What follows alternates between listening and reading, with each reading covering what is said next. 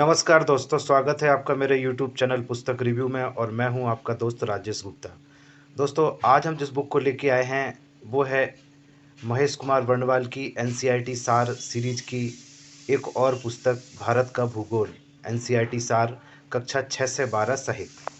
तो दोस्तों, इसके पहले मैं इतिहास की बुक का रिव्यू कर चुका हूं। बहुत अच्छी बुक थी, आप लोग उसको ज़रूर देखें मेरे चैनल पे। आज हम लेके आए हैं भारत का भूगोल एनसीईआरटी सार कक्षा 6 से 12 सहित। तो दोस्तों, ये जो बुक है ये एनसीईआरटी की कक्षा 6 से 12 तक की किताबों का इसमें निचोड़ दिया है, सार को दिया है। जो आप एनसीईआरटी की बुक्स पढ़ते हैं और उसको अंडरलाइन करते हैं, हाईलाइट कर लेते हैं, वही जो सार होता है, जो उसका समरी है, वही यहाँ पे ये महेश कुमार वर्णवाल जी ने रख दी है सारी निकाल के।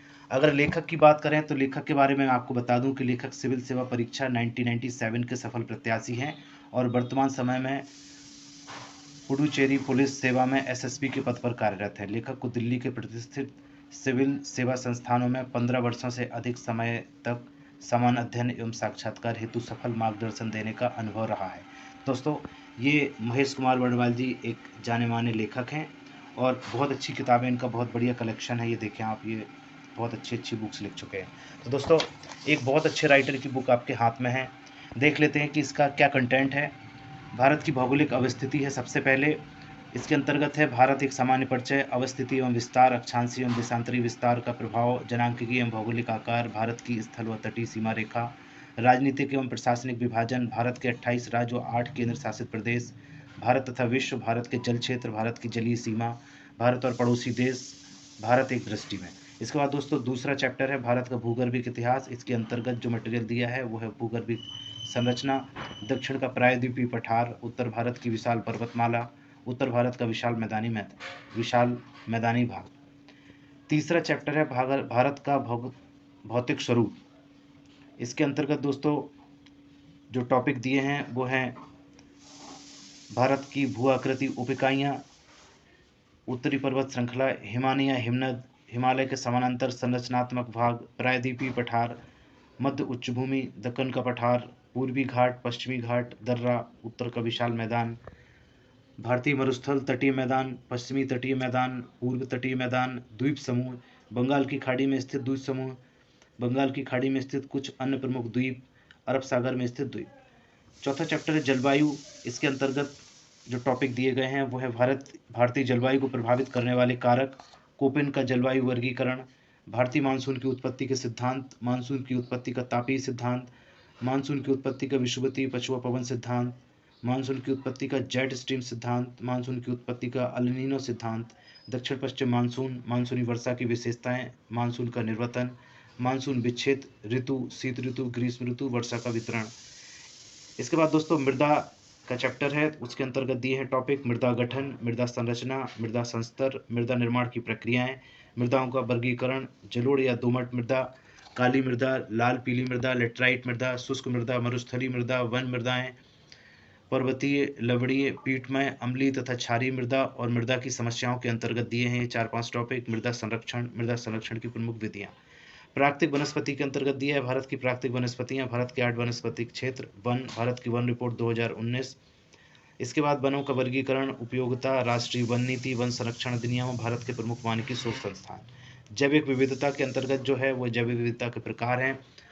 IUCN की लाल सूची है। जैव विविधता के संरक्षण की विधियां, जीवमंडल आरक्षित क्षेत्र, भारत के 18 जैवमंडलीय आरक्षित क्षेत्र, वन्य जीवन, भारतीय वन्यजीव संस्थान, भारत के राष्ट्रीय उद्यान, भारत में राष्ट्रीय उद्यानों का अद्यतन विवरण, राष्ट्रीय उद्यान, वन्यजीव अभयारण्य एवं जैवमंडल आरक्षित क्षेत्र में अंतर, पर्यावरण दिवस, बाघ परियोजना, भारत में बाघ आरक्षित क्षेत्रों की स्थिति, हाथी संरक्षण परियोजना, मगरमच्छ संरक्षण परियोजना, गिर संरक्षण, हंगुल संरक्षण, कस्तूरी मृग परियोजनाएं, लाल पांडा, मणिपुर थामिन, कछुआ संरक्षण, गैंडा परियोजना। इस तरह से बहुत सारी ये परियोजनाएं दी हैं इन जीव जंतुओं के संरक्षण की। कोरल ब्लीचिंग, प्रवाल भित्तियां, मूंगे की चट्टानें। इसके बाद दोस्तों अपवाह तंत्र है। इसके अंतर्गत भारतीय अपवाह तंत्र का वर्गीकरण है और ये हिमालयी अपवाह तंत्र, हिमालय अपवाह तंत्र की नदियाँ। इस तरह से दोस्तों भारत की प्रमुख नदियाँ, नदियों के किनारे स्थित प्रमुख नगर, नदी बहाव प्रवृत्ति, नदी प्रदूषण, नदियों की अर्थव्यवस्था में महत्व, जलप्रपात, झीलें।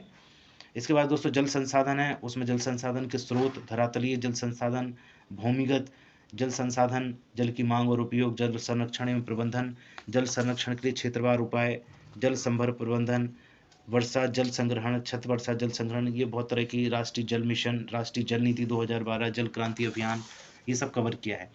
बहुउद्देशीय परियोजनाएं दी हैं दोस्तों। उसके बाद ये कृषि का चैप्टर है, तो इसमें कृषि और भूमि सुधार, भारत में फसल ऋतुएं, प्रमुख खाद्य फसलें, मोटे अनाज, दलहन तिलहन, अन्य रेशेदार फसलें, चाय कहवा रबड़ नारियल तंबाकू मसाले, ये सब दिया है। इसके बाद दोस्तों भारत का पशु संसाधन है ये चैप्टर, और इसके अंतर्गत पशुओं, गाय बैल भैंस, ऑपरेशन फ्लड, राष्ट्रीय डेयरी योजना, भेड़ पालन, बकरी पालन, मुर्गी पालन, रेशम उत्पादन, इस तरह के दिए हैं। इसके बाद दोस्तों खनिज संसाधन का चैप्टर है, और इसके अंदर खनिज, भारत की प्रमुख खनिज क्षेत्र, खनिजों की उपलब्धता, धात्विक खनिज, लोहे खनिज, मैग्नीज, लोहे अयस्क, तांबा, बॉक्साइट, अधात्विक खनिज, अभ्रक, टीन, चट्टानी खनिज, इस तरह से दिए हैं। ऊर्जा संसाधन के चैप्टर के अंतर्गत परंपरागत ऊर्जा संसाधन और गैर परंपरागत ऊर्जा संसाधनों के बारे में दिया है। ये पवन ऊर्जा, सौर ऊर्जा, सूर्य ऊर्जा, भूतापीय ऊर्जा, जैव ऊर्जा, बायोगैस, हाइड्रोजन ऊर्जा, ये सब दिया है। भारतीय परिवहन एवं संचार व्यवस्था के अंतर्गत परिवहन, सड़कों का वर्गीकरण, राष्ट्रीय महामार्ग विकास परियोजनाएं, इस तरह से रेल परिवहन, सड़क परिवहन, ग्रामीण सड़कें, यूनेस्को की सूची में भारतीय रेलवे, पर्यटन आधारित ट्रेनें, हाई स्पीड रेल कॉरिडोर, जल परिवहन, अंतःस्थलीय या आंतरिक जलमार्ग, ये चैप्टर कवर किए हैं। बंदरगाह, वायु परिवहन, पाइपलाइन और संचार। विनिर्माण उद्योग के अंतर्गत विनिर्माण उद्योग, उद्योगों की अवस्थिति, औद्योगिक प्रदेश, सूक्ष्म लघु तथा मध्यम उद्योग, कुटीर उद्योग, कच्चे माल पर आधारित उद्योग, लौह इस्पात उद्योग, वस्त्र उद्योग, चीनी उद्योग, इस तरह से ये पूरे उद्योगों के बारे में दिया है। इसके बाद दोस्तों इन्होंने जनसंख्या कवर किया है, तो भारत में जनसंख्या वृद्धि की प्रवृत्तियाँ, भारत में जनांक की संक्रमण, भारत की जनगणना, अनुसूचित जातियाँ, अनुसूचित जनजातियाँ, धार्मिक जनगणना, राष्ट्रीय जनसंख्या रजिस्टर, आधार परियोजना, भारत की जनसंख्या नीति 2000, भारत की जनसंख्या समस्याएं। इसके बाद दोस्तों भारत में नगरीकरण चैप्टर के अंतर्गत जो कवर किया है वो है भारत में नगरीकरण, नगरीय अधिवास, कार्य के आधार पर भारतीय नगरों का वर्गीकरण, राष्ट्रीय राजधानी क्षेत्र, भारत में स्लम, भारतीय नगरीकरण की मुख्य विशेषताएं, भारतीय नगरीकरण की मुख्य समस्याएं, प्रधानमंत्री आवास योजना। इसके बाद दोस्तों भारतीय जनजातियों के अंतर्गत इन्होंने जो टॉपिक कवर किए हैं वो है रिजले का वर्गीकरण, भारत की प्रमुख जनजाति क्षेत्र, भारत की जनजातियां, भारत में जनजातीय क्षेत्रों की समस्याएं, भारत में जनजातीय क्षेत्रों का समाधान, जनजातियों की जनसंख्या, वन बंधु कल्याण योजना। इसके बाद दोस्तों सबसे आखिरी चैप्टर है प्राकृतिक आपदा एवं प्रबंधन। इसके अंतर्गत आपदा, सूखा, बाढ़, चक्रवात, ज्वालामुखी, भूकंप, सुनामी, मानव जनित आपदा, प्रौद्योगिकी आपदाएं, आतंकवाद आपदा, भीड़ भगदड़ आपदा, और इसके बाद राज्य तथा केंद्र शासित प्रदेश, और सबसे लास्ट में वस्तुनिष्ठ प्रश्न का कलेक्शन। दोस्तों ये इतने चैप्टर्स के अंतर्गत मैंने आपको जो टॉपिक बताए हैं ये बहुत डिटेल से, पूरे विस्तार से मैंने आपको बता दिया है कि कौन कौन से टॉपिक ये कवर हैं। ये पूरी बुक आप देखें तो इसका प्रस्तुतिकरण इस तरह का है कि ये पॉइंट टू पॉइंट मटेरियल है, पूरा एनसीईआरटी बेस्ड है। एनसीईआरटी की कक्षा 6 से 12 तक की पुस्तकों का निचोड़ है, और समझाने का तरीका बहुत बढ़िया है। आपको इस तरह से थ्योरी वाइज भी दिया है, और ये देखिए आप यहाँ पे चित्रों के माध्यम से भी आपको सब कुछ बताने की कोशिश करी गई है। और ये एनसीईआरटी की कक्षा 6 से 12 तक की किताबों का निचोड़ है, तो आपको एक बने बनाए नोट्स की तरह, रिवीजन नोट्स की तरह आप इसको इस्तेमाल कर सकते हैं। ये देखें राज्यों का पुनर्गठन, तो ये पूरे भारत में ये दिया है इस तरह से बना के इन्होंने। भारत राज्य और केंद्र शासित प्रदेश, तो ये पूरा मैप पे इसको फैला के बताया गया है। इस तरह से दोस्तों हर अध्याय में देखें आप तो प्रेजेंटेशन, कलर्ड प्रेजेंटेशन है, और मटेरियल बहुत ही व्यवस्थित आप देखें इस तरह से दिया है। धारवाड़ चट्टानें, तो ये रेड मार्क करके ये दिखाया है पूरे भारत में कहाँ हैं। आर्कियन चट्टानें, ये देखें आप रेड करके दिखाया है पूरे भारत में। तो दोस्तों इस तरह से ये पूरी बुक कलर्ड प्रेजेंटेशन और बहुत ही बढ़िया पॉइंट टू पॉइंट प्रेजेंटेशन और चित्रों के माध्यम से, मैप के माध्यम से सब कुछ समझाया हुआ है एक एक चीज़ को। जैसे भारत की मिट्टियों का ये चैप्टर देखें आप, तो मिट्टियों की चैप्टर में आप देखें जलोढ़ मृदा, काली मृदा, लाल मृदा, लेटराइट मृदा, इन सब को जो है इस मैप पे इन्होंने दिखाया है अलग अलग पैटर्न के चित्रों के द्वारा। तो दोस्तों इस तरह की प्रेजेंटेशन है। अगर इसके मूल्य की बात करें तो इसकी कीमत है 425 रुपये MRP है इसका। और भारत का भूगोल एनसीईआरटी सार कक्षा 6 से 12। तो दोस्तों इसी तरह की नई नई बुक्स के रिव्यू मैं आपके लिए लेके आता रहूँगा। आप मेरे चैनल को सब्सक्राइब जरूर कर लें। बहुत बहुत धन्यवाद दोस्तों।